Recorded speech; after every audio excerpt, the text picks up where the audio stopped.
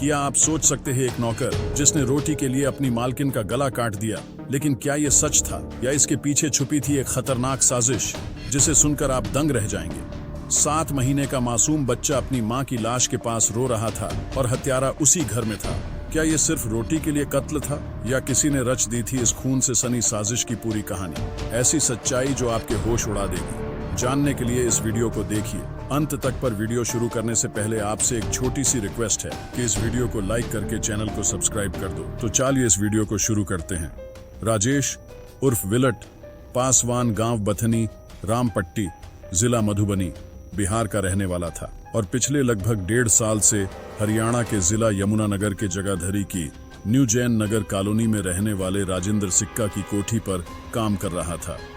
राजेंद्र सिक्का शहर के सबसे बड़े उद्यमी और बालाजी स्टोन क्रेशर के मालिक थे। राजेश उससे पहले हैदराबाद स्थित आर के स्टोन क्रेशर में काम करता था। वहां उसे कम तनख्वाह मिलती थी, इसलिए हैदराबाद से काम छोड़कर वह राजेंद्र सिक्का के यहाँ चला आया था। यहाँ उसे खाने पीने और रहने के अलावा 8,000 रुपए मासिक वेतन मिलता था।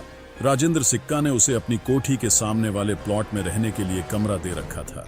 15 मई 2019 की रात को राजेश को जल्दी सोना था। इसकी वजह यह थी कि अगली सुबह यानी 16 तारीख को उसे जल्दी उठना था, क्योंकि 16 तारीख को राजेंद्र सिक्का को पहले कचहरी और उसके बाद अपने क्रेशर पर जाना था। पिछले 20 दिनों से वह घर पर ही थे। वजह यह थी कि उनका ऑपरेशन हुआ था। दरअसल राजेंद्र सिक्का का वजन जरूरत से ज्यादा बढ़ रहा था, इसलिए डॉक्टरों की सलाह पर उन्होंने अपना वजन कम करने के लिए ऑपरेशन करवाया था। बहरहाल 16 मई को राजेश 7 बजे उठ गया था। सबसे पहले उसने कोठी में खड़ी कार धोई। उसके बाद राजेश ने राजेंद्र सिक्का की ड्रेसिंग के बाद सबके लिए नाश्ता बनाया और परोसा। करीब 11:15 बजे राजेंद्र सिक्का अपने बेटे दीपांशु उर्फ मोंटी के साथ घर से निकल गए। घर पर राजेश के अलावा दीपांशु की पत्नी रोजी और उसका 7 महीने का बच्चा रह गए थे। राजेंद्र और दीपांशु के चले जाने के बाद राजेश ने पूरी कोठी की सफाई की, फिर वह छत के पंखों की सफाई करने लगा। यह सारा काम निपटाने के बाद वह सामने वाले प्लॉट में कपड़े धोने चला गया। कपड़े धोकर उन्हें मशीन में ड्राई कर सुखाना था। मशीन कोठी में रखी थी। वह जब कपड़े लेकर कोठी पर पहुंचा, कोठी का दरवाजा अंदर से बंद था। दरवाजा खुलवाने के लिए उसने रोजी को कई आवाजें दी, पर अंदर से कोई प्रतिक्रिया नहीं हुई। वह काफी देर तक दरवाजा पीटता रहा। अंत में हार कर उसने दीपांशु को फोन कर बताया कि मशीन में कपड़े सुखाने हैं, पर भाभी जी दरवाजा नहीं खोल रही हैं। दीपांशु ने उसे कहा कि वह रोजी को फोन करता है, तब तक वह कपड़े कोठी के लॉन में फैला दे। यह दोपहर 1:30 बजे की बात है।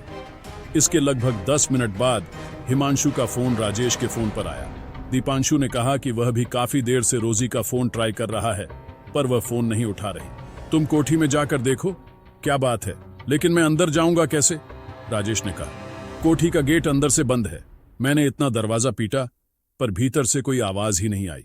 ठीक है, तुम किसी तरह दीवार फांद कर भीतर जाओ और जो बात हो मुझे तुरंत बताओ। दीपांशु के कहने पर राजेश कोठी की दीवार फांद कर भीतर गया, लेकिन भीतर का नजारा देख उसने दीपांशु को फोन करने के साथ साथ शोर मचाना भी शुरू कर दिया। उसकी चीखें सुनकर पड़ोसी दौड़े चले आए। पड़ोसियों ने जब भीतर झांक कर देखा तो उनके भी होश उड़ गए। उन्होंने पुलिस कंट्रोल रूम नंबर को 100 पर, एम्बुलेंस कंट्रोल नंबर 102 पर 20 से ज्यादा बार फोन किया, लेकिन किसी ने भी फोन रिसीव नहीं किया। तब तक राजेंद्र सिक्का और दीपांशु भी वहां पहुंच गए थे। कंट्रोल रूम में जब किसी ने फोन नहीं उठाया तो वे लोग अर्जुन नगर पुलिस चौकी पहुंचे और मामले की जानकारी पुलिस को दे दी। मामला हाई प्रोफाइल फैमिली से जुड़ा होने के चलते एएसपी कुलदीप यादव खुद मौके पर पहुंचे। उनसे पहले डीएसपी सुभाष, डीएसपी सुधीर व सीआई श्री भगवान यादव समेत अन्य पुलिस अधिकारियों के अलावा क्राइम टीम भी मौके पर पहुंच गई। जगाधरी की न्यू जैन नगर कॉलोनी में रहने वाले स्टोन क्रेशर उद्यमी राजेंद्र सिक्का के घर का दृश्य दिल दहला देने वाला था। किसी ने दीपांशु की पत्नी रोजी सिक्का की गला काटकर हत्या कर दी थी। फर्श पर चारों ओर खून ही खून फैला हुआ था। सोफे पर भी खून, यहाँ तक मृतका का गला काटते समय खून की धार दीवार से भी टकराई थी, जिसके ताजा छींटे इस बात की गवाही दे रहे कि हत्या हुए ज्यादा समय नहीं हुआ है। 7 महीने का मासूम बच्चा अपनी मां की लाश के पास बैठकर उसकी छाती से लिपट कर रो रहा था। बाद में नौकर राजेश जब कमरे में आया तो उसने बच्चे को संभाला। घर के बाहर गली में भी खून बिखरा हुआ था। आशंका जताई जा रही थी कि हत्यारा वारदात को अंजाम देने के बाद दीवार फांदकर इसी रास्ते से बाहर भागा होगा, जिससे गली में खून के निशान बन गए थे। क्राइम टीम ने खून के छींटों की जांच की और जगह जगह से फिंगरप्रिंट उठाए। हत्यारे का सुराग लगाने के लिए पुलिस ने घर में लगे सीसीटीवी कैमरों की भी जांच की, लेकिन सीसीटीवी कैमरे बंद मिले। जांच में पता चला कि सीसीटीवी कैमरे पिछले 1.5 महीने से खराब थे। इसके बाद पुलिस ने गली में घरों के बाहर लगे सीसीटीवी कैमरों की जांच की, लेकिन अधिकतर कैमरे बंद मिले। हत्यारा किसी भी कैमरे में दिखाई नहीं दिया। राजेंद्र सिक्का और उनके बेटे दीपांशु ने बताया कि उन्हें किसी प्रॉपर्टी के पेपर बनवाने के लिए तहसील जाना था। आज काम नहीं हुआ तो आराम करने के लिए दोनों बाप बेटे अपने क्रेशर चले गए थे। तभी नौकर राजेश का फोन आया था। बहरहाल जगाधरी सिटी पुलिस ने अज्ञात हथियारों के खिलाफ मर्डर की रिपोर्ट दर्ज करके जांच शुरू कर दी। इस केस को पुलिस हर छोटे बड़े एंगल से देख रही थी। अब तक की तफ्तीश में जो सामने आया था उससे यह माना जा रहा था कि इस घटना में किसी जानकार का हाथ हो सकता है, जिसने घर में आसानी से घुसकर मर्डर किया और फरार हो गया। सिक्का परिवार ने अब तक न तो किसी पर संदेह जताया था और न ही किसी के साथ अपनी निजी या कारोबारी दुश्मनी होना बताया था। दीपांशु और रोजी की शादी 28 फरवरी 2018 को हुई थी। पुलिस इसमें भी कोई पुराना एंगल ढूंढ रही थी। एसपी कुलदीप यादव ने मामले की जांच के लिए सीआईए समेत 4 टीमें गठित कर दी, लेकिन अभी तक कोई नतीजा सामने नहीं आया था। घटनास्थल पर लूट या चोरी के चिन्ह भी नहीं मिले थे। प्रारंभिक जांच में मामला केवल रोजी की हत्या करने का ही सामने आया था, लेकिन जिस बेरहमी से हत्या की गई थी उससे व्यक्तिगत रंजिश का होना साफ दिखाई दे रहा था। पुलिस टीमों ने क्राइम सीन को एक बार दोबारा बारीकी से चेक किया। इस बार पुलिस ने सामने वाले उस प्लॉट को भी चेक किया जिसमें नौकर राजेश रहता था। पुलिस को वहां कुछ ऐसे सबूत मिले जिसकी वजह से पुलिस सिक्का परिवार के नौकर राजेश को पूछताछ के लिए थाने ले गई। दरअसल इंस्पेक्टर श्री भगवान यादव को पहले से ही नौकर राजेश पर कुछ शक था। यह शक उसके कमरे की तलाशी लेने के बाद और पुख्ता हो गया था। पहला शक, मर्डर के बाद जब उसके मालिक और पुलिस राजेंद्र सिक्का की कोठी पर पहुंची तो नौकर राजेश भी दुखी होने का नाटक करते हुए जोर जोर से रोने लगा था। दूसरा शक, दीपांशु से फोन पर बात करने के 10 मिनट बाद जब राजेंद्र सिक्का ने उसे फोन पर कहा कि वह घर जाकर देखे बहू फोन क्यों नहीं उठा रही। इस पर राजेश ने बताया था कि वह जर्दा लेने के लिए आया है, अभी कोठी जाकर देख लेगा क्या बात है, जबकि 10 मिनट पहले उसने दीपांशु को बताया था कि वह कपड़े धो रहा है। तीसरा शक और पुख्ता सबूत यह था कि जिस मकान में नौकर राजेश रहता था वहां से कुछ ऐसे कपड़े बरामद हुए थे जिन्हें उसी समय धोया गया था।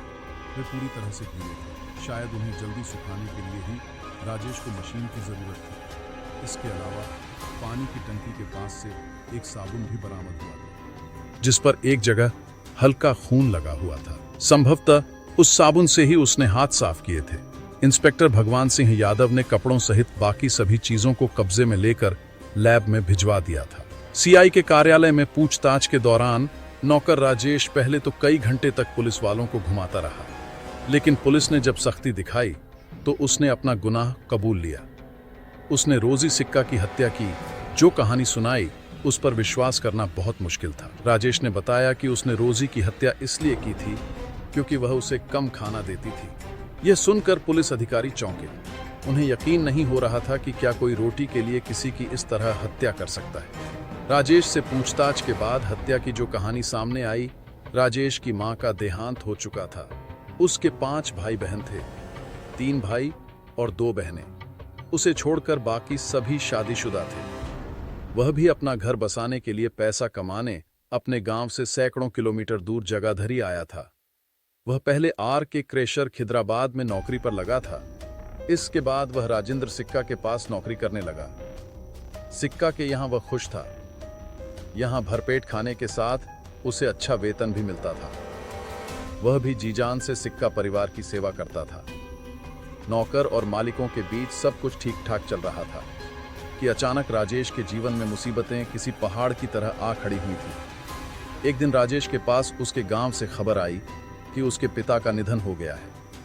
वह अपने पिता से बहुत प्रेम करता था। 30 मार्च 2019 को वह अपने पिता के निधन पर गांव गया और 19 अप्रैल को वह गांव से वापस अपनी नौकरी पर सिक्का परिवार में आ गया। राजेश ने बताया कि दीपांशु साहब की शादी 28 फरवरी 2018 को रोजी से हुई थी और उसकी जिंदगी में असली समस्या उस घर में नई बहू के आने से ही शुरू हो गई थी। दीपांशु की शादी के पहले वह खुद कोठी में खाना बनाया करता था, पर शादी के 2-2.5 महीने बाद नई बहू रोजी ने खाना बनाना शुरू कर दिया था। उसे रोजी के खाना बनाने से कोई ऐतराज नहीं था। उसे ऐतराज इस बात का था कि रोजी उसे कम खाना देती थी। उसने इस बात की शिकायत राजिंदर और दीपांशु के अलावा रोजी से भी की थी, लेकिन किसी ने उसकी बात पर ध्यान नहीं दिया और न उसकी परेशानी को गंभीरता से समझा। अपने पिता की मौत के बाद गांव से वापस आने के बाद तो उसके खाने वाली समस्या ने और भी गंभीर रूप धारण कर लिया। रोजी उसे कम खाना पीना देती थी, चाय भी छोटी सी प्याली में मिलती थी। उसे रात के खाने में अधिकांशतः दोपहर का बासी खाना दिया जाता था। खाना मांगने पर वह अक्सर कहा करती थी, तुम खाने के लिए जानवरों की तरह बोलते हो और जानवरों की तरह ही खाते हो। पिता के मरने के बाद राजेश के सामने यह समस्या आ खड़ी हुई थी कि रोजी उसे गिनकर 4 से 5 रोटियां देती थी, जिसमें से एक रोटी वह अपने दिवंगत पिता के नाम की निकालकर कुत्तों को खिला देता था। इसलिए उसकी एक रोटी और कम होने लगी थी। पहले ही 4 रोटी से उसका पेट नहीं भरता था। अब तो उसे पता भी नहीं चलता था कि उसने खाना खाया भी है या नहीं। घटना वाले दिन 16 मई 2019 को भी यही हुआ था। सुबह 7 बजे से काम करते करते दोपहर को जब उसे भूख लगी तो उसने खाना मांगा। इस पर मालकिन रोजी ने उससे कहा, खाना अभी बना नहीं है, दीपांशु के आने के बाद बनेगा, तभी मिलेगा। इस पर राजेश ने हाथ जोड़कर निवेदन करते हुए कहा, भाभी जी, साहब लोग पता नहीं कब तक आएंगे, लेकिन भूख से मेरी जान निकल रही है। यदि आप खाना नहीं बना सकती तो मैं खुद बनाकर खा लूंगा। रोजी ने तब उसे गलत शब्द सुनाए कि तुम खाने के लिए जानवरों की तरह बोलते हो और जानवरों की तरह खाते हो। हर बार यह बातें सुनते सुनते इस बार राजेश को गुस्सा आ गया था। बात उसकी बर्दाश्त से बाहर चली गई थी। वह उसी समय रसाई में गया और वहां से सब्जी काटने वाला चाकू उठा लाया। उस समय रोजी कमरे में बैठी मोबाइल फोन पर गेम खेलने में व्यस्त थी। दबे पांव वह उसके पीछे पहुंचा और बाएं हाथ से उसका गला कसकर पकड़ लिया और दाहिने हाथ से गर्दन पर चाकू से वार करने लगा। अचानक हुए इस हमले से रोजी घबरा गई। फिर जल्द ही उसने अपने आप को उसके चंगुल से छुड़ाने के प्रयास शुरू कर दिए। चीखने चिल्लाने के साथ उसने अपनी गर्दन छुड़ाने के लिए राजेश के हाथ पर अपने दांतों से काटना शुरू कर दिया था। उसने राजेश के हाथ की 2 अंगुलियों पर अपने दांत गड़ा दिए। इसके बावजूद भी राजेश ने पकड़ ढीली नहीं की। अधिक देर तक संघर्ष न कर सकी। तब तक राजेश ने चाकू से उसकी गर्दन रेत दी। इसके बाद वह कटे हुए वृक्ष की तरह लहराते हुए फर्श पर गिरी और कुछ देर तड़पने के बाद हमेशा के लिए शांत हो गई। रोजी की हत्या करने के बाद उसने चाकू को धोकर रसोई में रख दिया और वहां से फरार हो गया। बड़े गेट पर खून के निशान न आए, इसलिए वह छोटे गेट के ऊपर से कूदकर बाहर अपने कमरे में पहुंच गया। उसने खून से सने कपड़े भी धो दिए, किसी को उस पर शक न हो, इसके लिए उसने खुद ही रोजी के पति दीपांशु उर्फ मोंटी को फोन करके बताया था कि उसे वॉशिंग मशीन में कपड़े सुखाने हैं, लेकिन भाभी जी गेट नहीं खोल रही हैं। नौकर राजेश ने रोजी की हत्या प्रोफेशनल हत्यारों जैसे तरीके से की थी। राजेश के बयान कलमबद्ध करने के बाद Jagadhri city SHO inspector Rajesh और इंस्पेक्टर श्री भगवान यादव ने 18 मई 2019 को आरोपी को एसी जेल जगाधरी गगनदीप मित्तल की अदालत में पेश कर 5 दिनों की पुलिस रिमांड पर लिया। रिमांड के दौरान उसे मनोरोग चिकित्सक को भी दिखाया, पर किसी ने यह बात दावे के साथ नहीं कही कि वह साइको है या नहीं। रिमांड अवधि समाप्त होने के बाद 21 मई 2019 को अभियुक्त राजेश को जब दोबारा अदालत में पेश किया गया, तब अचानक इस मामले में एक चौंका देने वाला मोड़ सामने आया। शहर के चर्चित हाई प्रोफाइल रोजी सिक्का मर्डर केस के आरोपी नौकर राजेश उर्फ विलिप पासवान ने एक बड़ा खुलासा करते हुए बताया कि उसने रोजी की हत्या उसके ससुर राजेंद्र सिक्का के कहने पर की थी। राजेंद्र सिक्का ने उसे 50,000 रुपये का लालच देकर यह हत्या करवाई थी। दोपहर बाद आरोपी को एसीजेएम गगनदीप मित्तल की अदालत में पेश किया गया। जब वह अदालत से बाहर निकला तो उसने सीआई की मौजूदगी में पूरे मीडिया के सामने अपने मालिक पर कई गंभीर आरोप चढ़े। उसने कहा कि उस पर दबाव बनाया गया